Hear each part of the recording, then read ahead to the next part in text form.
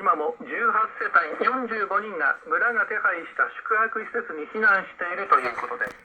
明日午前に対策会議を開き、避難指示を出している範囲を縮小するか検討するとしています。陸上自衛隊の53歳の自衛官が電車内で20歳の女性に対してスマートフォンのカメラで盗撮をした疑いで逮捕されました。逮捕されたのは陸上自衛隊目黒駐屯地の教育訓練研究本部に所属する松迫秀武容疑者53歳です。警察によりますと、今日午後3時過ぎ、さいたま市南区の JR 武蔵浦和駅に停車していた電車の中で20歳の女性の太ももなどをスマートフォンのカメラで盗撮したとして、埼玉県の迷惑行為防止条例違反の疑いが持たれています。調べに対し容疑を認めた上で、つい出来心でやったと供述しているということです。気象情報です。波浪警報が新潟県の沿岸部に出ています。大雨注意報が新潟県の長岡地域、柏崎地域、糸魚川市に、雷注意報が新潟県に、強風や波浪の注意報が伊豆諸島、小笠原諸島、千葉県の太平洋沿岸、静岡県の伊豆南に、大雪や風雪、着雪の注意報が栃木県の北部、新潟県に、霜注意報が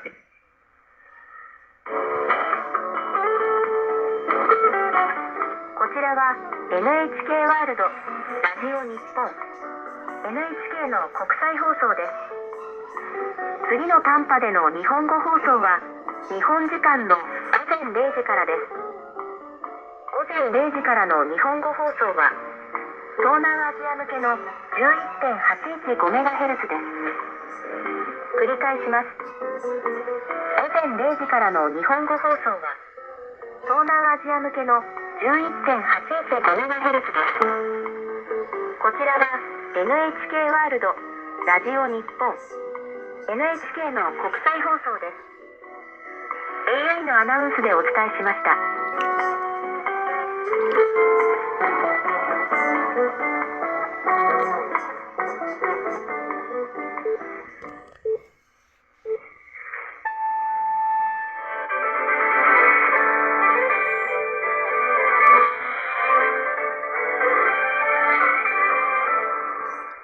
Welcome back to NHK Newsline. I'm Kanako Sako.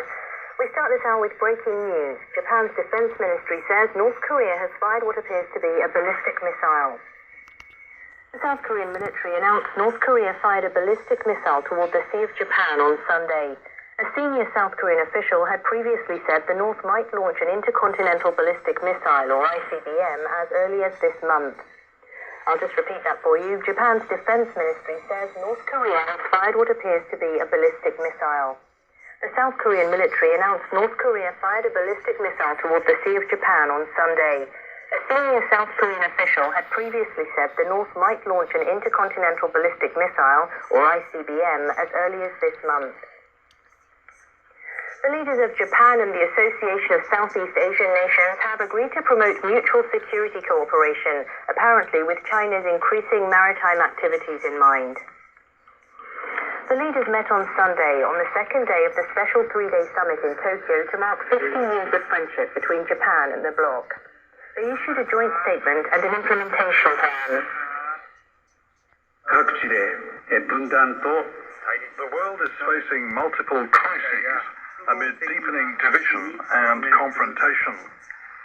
Under these circumstances, Japan stands with ASEAN, which is a key player in a free and open Indo-Pacific. The leaders agreed to advance their security cooperation, including maritime security cooperation in such areas as the provision of defense equipment and joint drills. They also confirmed they will work together toward nuclear disarmament and non-proliferation. The leaders say they'll enhance cooperation in cybersecurity and strengthen supply chains. To further promote person-to-person exchanges, Japan and ASEAN agreed to launch a program called Partnership to Co-Create a Future with the Next Generation. This will involve more than 10 million people over the next decade. They will also work to encourage the public and private sectors to invest a total of $35 billion over the next 5 years toward decarbonizing the ASEAN region, strengthening infrastructure connectivity, and supporting startups. China's Ministry of State Security has signaled it will crack down on anyone who criticizes the Chinese economy. The ministry said on social media that some people have been denigrating China's unique socialist system by fabricating claims about the country's economic conditions. Observers say Beijing is apparently nervous about the pessimistic views on the uncertain economic outlook caused by the sluggish real estate market. Some fear authorities could further tighten controls on media and the internet.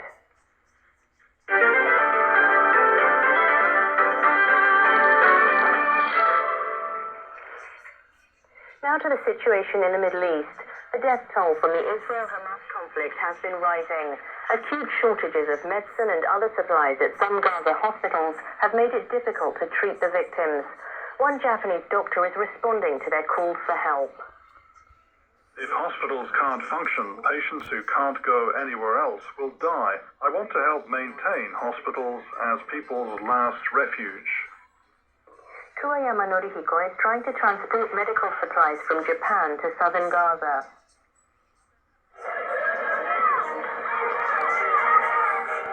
He heads a non-governmental organization which has been helping a program providing mental health care services to children in Gaza for 2 decades. He befriended the director of a hospital in Rafah, Marwan al-Hams. Kuwayama got a video message from him last month. We are acutely in need of all kinds of medicine and other supplies. The video shows medical staff desperately treating patients in an overcrowded hospital ward.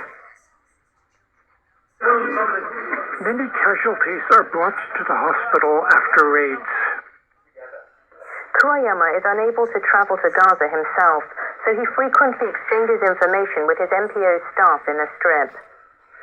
The group plans to buy painkillers, antibiotics, and other kinds of medical supplies, with about $49,000 in donations and subsidies it has collected. But staff members had faced difficulty obtaining such supplies in Rafah. Local prices are high, and shipments have been repeatedly delayed by the fighting.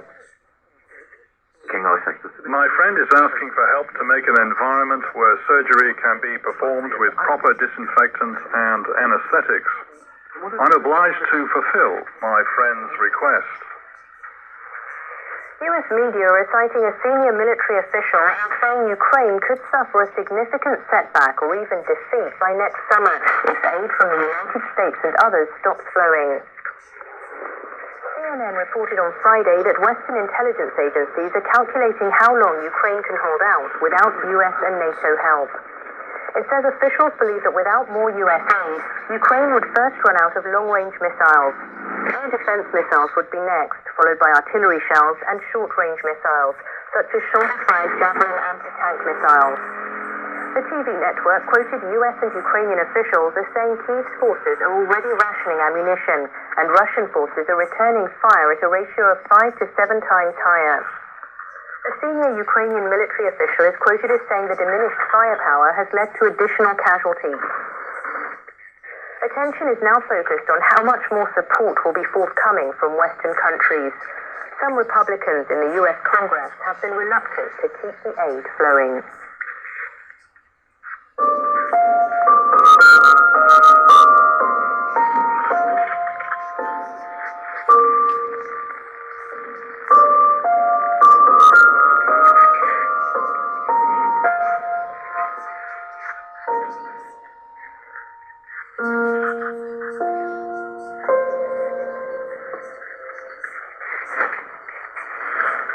The Japanese government is taking steps to raise transparency about how money is being spent on the 2025 World Expo in Osaka.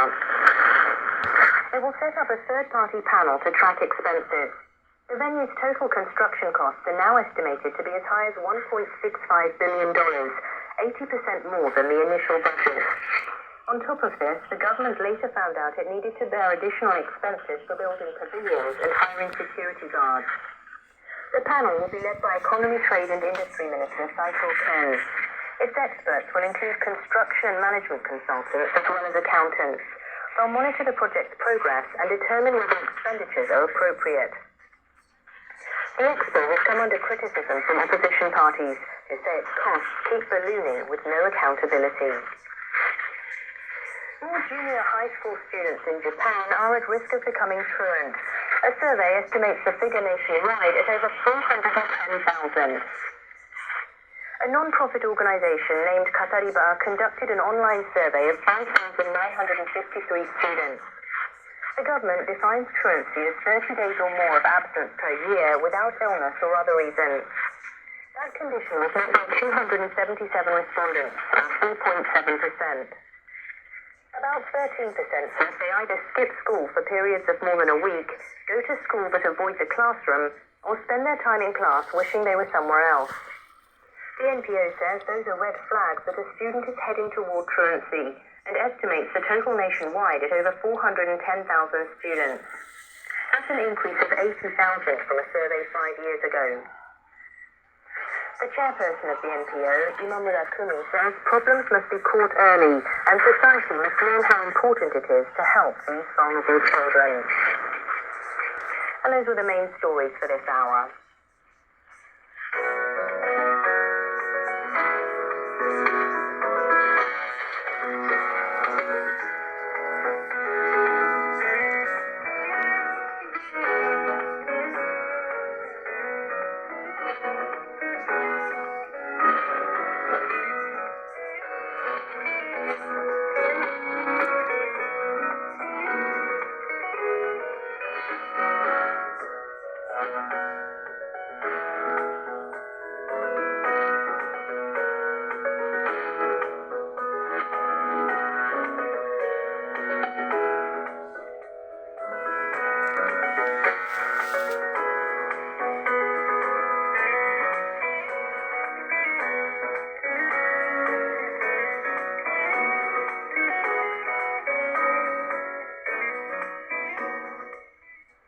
That wraps up this edition of NHK Newsline. I'm Kaneko Takno in Tokyo.